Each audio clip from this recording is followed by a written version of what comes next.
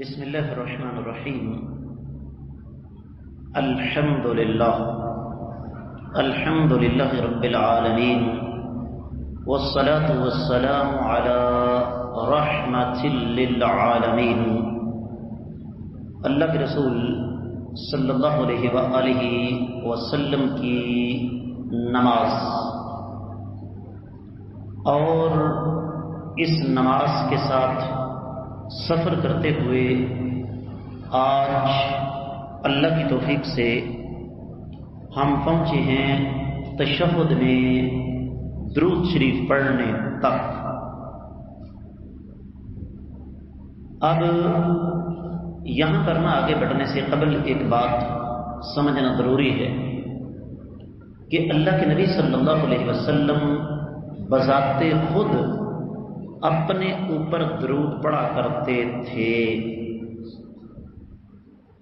سنن نسائی وغیرہ میں روایت ہے کہ اللہ کے رسول صلی اللہ علیہ وسلم نے درمیانی تشہد میں بھی درود پڑھا ہے.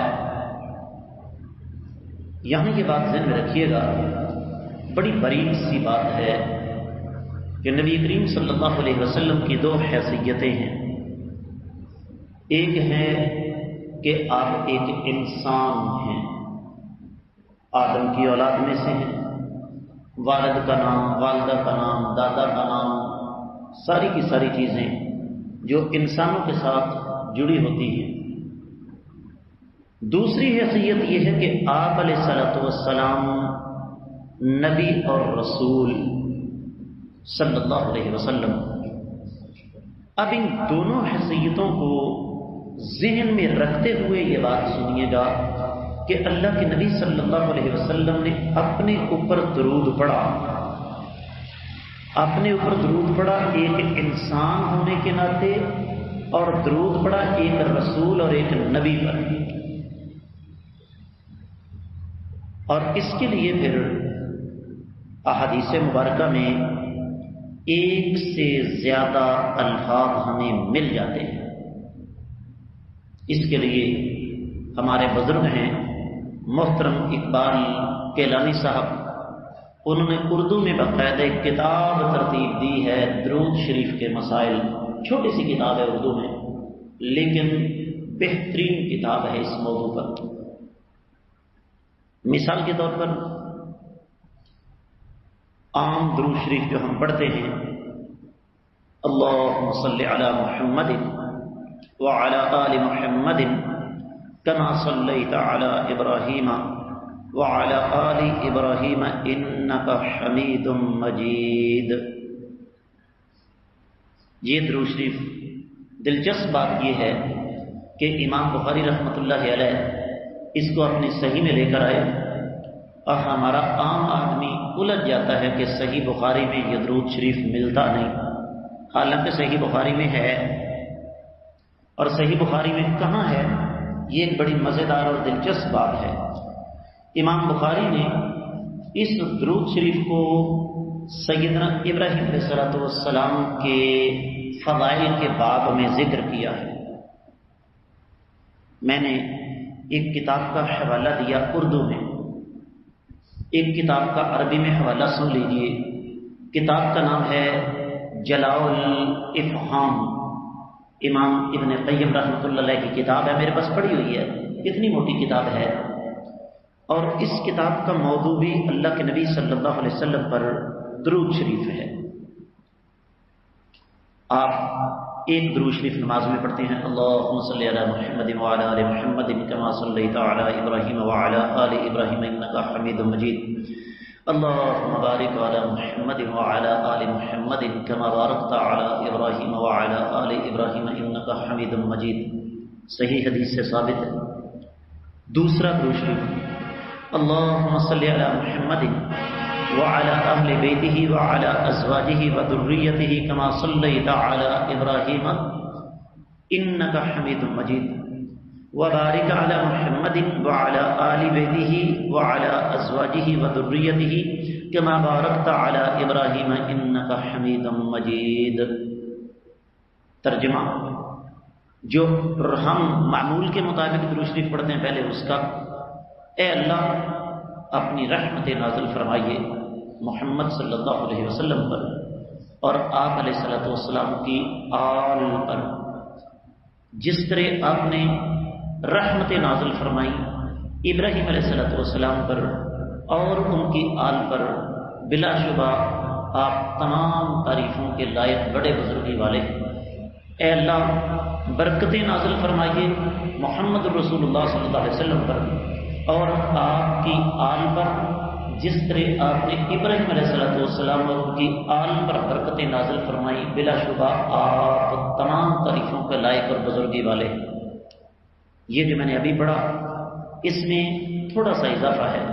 اے اللہ رحمتیں نازل فرمائیے نبی علیہ السلام پر، آپ کے اہل بیت پر، آپ کی بیویوں پر، آپ کی نسل پر۔ یہاں پر ایک مسئلہ ضمناً ذہن میں آیا تو سمجھانا ضروری ہے۔ لفظ آل سے مراد کیا ہے؟ ہمارا عام آدمی آل سے مراد یہ سمجھتا ہے کہ اس سے مراد نسل ہے، جبکہ حقیقت بات یہ ہے کہ آل کا لفظ اس سے کہیں زیادہ وسیع ہے۔ اس کی ایک مثال میں آپ کو دینا چاہوں گا۔ قرآن کہتا ہے وَحَاقَ بِآلِ فِرْعَوْنَ سُوءَ الْعَذَابِ، کہ فرعون اور اس کی آل کو بدترین عذاب کا سامنا کرنا پڑ رہا ہے۔ سوال یہ ہے کیا فرعون کی کوئی اولاد تھی؟ نہیں، تو اس سے آل فرعون سے مراد پھر کیا ہوا؟ فرعون کے حواری، اس کے ساتھی، اس کے جاننے والے، اس کے ماننے والے اور اس کے پیروکار۔ اسی طریقے سے قرآن میں رب کائنات نے سیدنا ابراہیم علیہ السلام سے مخاطب ہو کر فرمایا انی جاعلک للناس اماما، اے ابراہیم میں آپ کو لوگوں کے لیے امام بنانے والا ہوں۔ قال من ذریتی، کہا یہ اعزاز میری نسل کو بھی ملنا چاہیے۔ قال لا ینال عہد الظالمین، فرمایا ابراہیم جو ظلم کے راستے پر چلے گا اس کے بارے میں میرا یہ عہد نہیں ہے۔ پھر ایک اور مثال لے لیں آپ، سیدنا نوح علیہ السلام کا بیٹا آنکھوں کے سامنے ڈوب گیا، بڑی تکلیف ہوئی، اللہ کے سامنے دعا کر دی۔ اللہ نے کیا فرمایا؟ انہ لیس من اہلک، اے نوح وہ آپ کے خاندان میں سے نہیں ہے۔ اس سے پتہ کیا چلا کہ جب لفظ آل ہم استعمال کرتے ہیں اس سے مراد صرف نبی علیہ السلام کا خاندان نہیں ہے، بلکہ قیامت تک کے لیے آقا علیہ السلام کے پیروکار مراد ہیں۔ آگے چلیے، درود شریف اس کے علاوہ ہمیں اور سیغوں سے بھی مل جائے گا۔ وہی درود شریف جو نماز میں ہے، اللہم صلی علی محمد وعلی آل محمد کما صلیت علی ابراہیم وعلی آل ابراہیم انک حمید مجید۔ مسند احمد اور نسائی میں اللہم بارک علی محمد کے الفاظ نہیں ہیں، بلکہ وبارک علی محمد کے الفاظ ہیں۔ پھر صحیح مسلم، مسند ابی عوانہ وغیرہ میں یہ الفاظ موجود ہیں، اللہم صلی علی محمد النبی الامی وآل محمد کما صلیت علی ابراہیم کما صلیت علی آل ابراہیم وبارک علی محمد النبی الامی وعلى آل محمد كما باركت على آل ابراہیم فی العالمین انک حمید مجید۔ پھر صحیح بخاری کے الفاظ ہیں، اللہم صلی علی محمد عبدک ورسولک کما صلیت علی آل ابراہیم وبارک علی محمد عبدک ورسولک وعلى آل محمد کما بارکت علی ابراہیم وعلى آل ابراہیم۔ تو سوال یہ ہے، اور بھی درود شریف آپ کو مل جائیں گے۔ سوال یہ ہے کہ یہ صیغے تبدیل کیوں ہیں؟ کسی ایک چیز پر بھی گزارا ہو سکتا تھا۔ بنیادی چیز یہ ہے کہ انسان جب ایک چیز کو بار بار پڑھتا ہے تو اس کا عادی ہو جاتا ہے۔ نماز اس میں سب سے اہم چیز ہے مکمل توجہ. جب ہم سیگے بدل بدل کر پڑھیں گے تو ہماری توجہ نماز کے اندر رہے گی. اب اس حوالے سے اہل علم نے پھر اللہ کے رسول صلی اللہ علیہ وآلہ وسلم پر درود شریف پڑھنے کے کچھ فوائد بیان فرمائے ہیں، اور ان میں سب سے پہلا فائدہ یاد رکھیے، ہم نبی کریم صلی اللہ علیہ وسلم پر درود پڑھ کر آپ علیہ الصلوۃ والسلام کو کوئی فائدہ نہیں پہنچاتے. جیسا ہستی مقدسہ کے اشارے پر جنت کا دروازہ کھلے گا، وہ ہستی مقدسہ میری اور آپ کی دعا کی محتاج ہے، سوال ہی نہیں پیدا ہوتا. حدیث کے بعد الفاظ ہیں، قیامت کا دن ہوگا، میں جا کر جنت کا دروازہ کھٹکھٹاؤں گا، پوچھا جائے گا کون، تو میں کہوں گا میں ہوں محمد صلی اللہ علیہ وسلم. تو جنت کے دربان دروازہ کھول دیں گے اور کہیں گے تشریف لائیے، ہمیں اللہ کی طرف سے یہ حکم ملا ہے کہ جب تک آپ نہیں آئیں گے یہ دروازہ نہیں کھلے. تو ہم آقا علیہ السلام پر جب درود شریف پڑھتے ہیں تو دراصل اپنا فائدہ کرتے ہیں. نبی علیہ السلام کا ارشاد گرامی ہے، من صلی علیہ مرۃ صلی اللہ علیہ بہ عشرا، جو شخص ایک مرتبہ مجھ پر درود پڑھتا ہے رب کائنات اس کے بدلے میں 10 رحمتیں اس پر نازل فرماتے ہیں. دوسری بات، اللہ کے رسول صلی اللہ علیہ وسلم کی مبارک زندگی ہمارے لیے رول ماڈل اور نمونہ ہے، اور وہ یہ کہ نبی کریم صلی اللہ علیہ وسلم نے یہ درود شریف ہمیں سکھایا اور ساتھ تذکرہ کر دیا سیدنا ابراہیم علیہ السلام کا. اب سوال یہ ہے کہ ابراہیم علیہ السلام کا تذکرہ یہاں پر کیوں بڑی قیمتی اور بڑی اہم بات ہے؟ اس لیے کہ سیدنا ابراہیم علیہ السلام کو جد الانبیاء کہا جاتا ہے. دوسری چیز، جتنی آزمائشیں، جتنے امتحانات سیدنا ابراہیم علیہ السلام نے اللہ کی توحید کی خاطر، اللہ کی وحدانیت کی خاطر برداشت کیے، انبیاء کی ساری تاریخ میں کسی نبی پر اتنی آزمائشیں نہیں ہیں. پیدا ہوئے ایک ایسے شخص کے گھر میں جو بت پرست ہی نہیں، بت ساز بھی ہے اور بت فروش بھی ہے، بتوں کی پوجا ہی نہیں کرتا بلکہ بت بنا کے انہیں فروخت بھی کرتا ہے. اور جب توحید کی سمجھ آئی تو پہلی دوسری آزمائش یہ ہوئی کہ گھر سے نکلنا پڑ گیا. پھر اس سرزمین کو چھوڑ کر دوسری جگہ گئے، رب کائنات نے بیٹا عطا کیا تو اسے اللہ کی راہ میں ذبح کرنے سے پہلے چھوٹی عمر میں ہی لبودق صحرا میں چھوڑنے کا حکم مل گیا. جب تھوڑا سا بڑا ہوا تو ذبح کرنے کا حکم مل گیا، اور جب تبلیغ کی باری آئی تو اللہ تعالیٰ نے اس شخص کے دربار میں بھیج دیا جو اپنے آپ کو خدا کہلواتا ہے. پھر جب بیٹے کی شادی ہو گئی تو اگلی آزمائش آ گئی، بہو ملی پہلی تو ایسی جس کے اندر توکل اور شکر گزاری کا جذبہ نہیں تھا. ایک اشارے کے ذریعے بیٹے کو یہ کہنا پڑ گیا کہ بیٹا تمہارے گھر کی چوکھٹ تمہارے لائق نہیں ہے.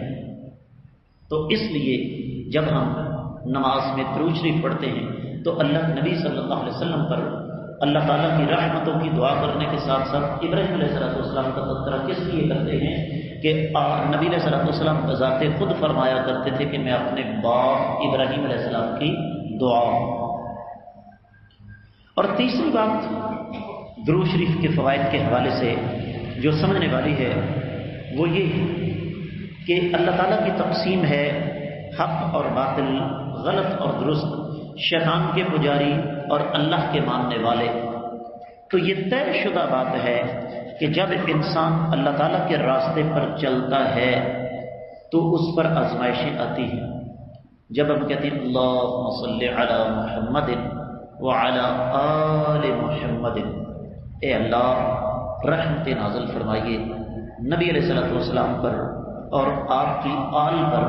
تو آل سے مراد قیامت تک کے آنے والے وہ اہل حق ہیں جو ہر دور میں سخت ترین اور مشکل ترین حالات کے باوجود صراط مستقیم پر ڈٹے ہوئے ہیں۔ اور یہ بھی ایک حدیث میں آپ کو سنا دوں، نبی کریم صلی اللہ علیہ وسلم نے ارشاد فرمایا کہ جو شخص تمام مسلمانوں کے لیے، یہ حدیث آپ کو کوئی نہیں سنائے گا، جو شخص تمام مسلمانوں کے لیے دعا کرتا ہے، اللہ تعالیٰ ہر مسلمان کے بدلے میں ایک نیکی اس کے نامہ اعمال میں لکھ دیتے ہیں۔ ہم نے صرف ایک دفعہ کہا یا اللہ ہر مسلمان کو صراط مستقیم نصیب فرما، اتنے الفاظ کہنے سے مسلمانوں کی جتنی آبادی ہے اتنی آبادی کے برابر نیکیاں نامہ اعمال کے اندر جمع ہو گئی۔ اور ایک اور حدیث سنیے، نبی علیہ الصلوۃ والسلام نے ارشاد فرمایا، جو مسلمان کسی دوسرے مسلمان کے لیے دعا کرتا ہے، اللہ تعالیٰ کا ایک فرشتہ اس کے پاس کھڑا ہوتا ہے اور کیا کہتا ہے کہ جو دعا تم اپنے مسلمان بھائی کے لیے مانگ رہے ہو، اللہ تعالیٰ وہی دعا تمہارے حق میں قبول فرمائے۔ اب خود سوچیں، ہماری دعا پتہ نہیں قبول ہوگی کہ نہیں ہوگی کسی کے حق میں۔ ویسے تو نبی علیہ الصلوۃ والسلام کا فرمان ہے، لیکن اللہ کی مرضی ہے قبول کرے یا نہ کرے۔ لیکن یہ ہمارا یقین ہے کہ اگر اللہ کے فرشتے ہمارے حق میں دعا کریں گے تو اللہ رب العزت یقینی طور پر ضرور قبول فرمائیں گے۔ چوتھا فائدہ درود شریف کا یہ ہے کہ ہم درود شریف میں برکت کے لیے دعا کرتے ہیں کہ الہ العالمین آقا علیہ السلام پر، ان کی آل پر، ابراہیم علیہ السلام پر، ان کی آل پر برکتیں نازل فرمائیے۔ تو برکت سے مراد کیا ہے یہ آپ کو بتانے کی ضرورت نہیں، صرف ایک سادہ سی مثال دے دیتا ہوں کہ حلال جانور تعداد میں بظاہر تھوڑے ہیں، ان کی افزائش نسل کم ہے، بکرے، دمبے، بیڑیں، اونٹ، گائے ذبح بھی ہوتے ہیں، بے تحاشا ہوتے ہیں، لیکن آپ کو کمی نظر نہیں آئے گی۔ جبکہ حرام جانوروں کی افزائش زیادہ ہوتی ہے، وہ کھائے بھی نہیں جاتے پاکستان میں، لیکن آپ کو نظر نہیں آئیں گے۔ یہ برکت ہے۔ تو برکت سے مراد بہت زیادہ مال نہیں ہے، بلکہ برکت سے مراد یہ ہے کہ تھوڑا ہو لیکن رب کائنات اس پر قناعت کی توفیق عطا فرما دے۔ درود شریف پڑھنے کا پانچواں فائدہ، مسلمانوں میں بھی ایک مخصوص طبقہ ہے جسے اللہ ملک العلم رب ذو الجلال والاکرام نے ایسا اعزاز عطا فرمایا ہے جو عام مسلمان کے بس کی بات نہیں ہے، اور وہ طبقہ مخلص اور قرآن و سنت پر چلنے والے علماء کرام کا ہے۔ آج اگر میں یہاں آپ کے سامنے بیٹھا ہوں تو میرے پیچھے پوری تاریخ ہے، کچھ اساتذہ کرام ابھی زندہ ہیں، رب کائنات ان کو دین والی، ایمان والی لمبی عمریں عطا فرمائے، اور کچھ اس دنیا سے جا چکے ہیں، اور جو اس دنیا میں نہیں ہیں رب کائنات ان کی قبروں کو جگمگاتے رہے۔ یقیناً انہوں نے محنت کی تو ہم یہاں پر پہنچے۔ تو جب ہم درود شریف پڑھتے ہیں تو اس درود شریف میں اگر تھوڑا سا غور کیا جائے تو ہم بین السطور ان اپنے محسنین کے لیے دعا کرتے ہیں جن کا آغاز صحابہ کرام سے ہوتا ہے، اور ابھی تک وہ ان میں سے کئی اس وقت زندہ ہیں۔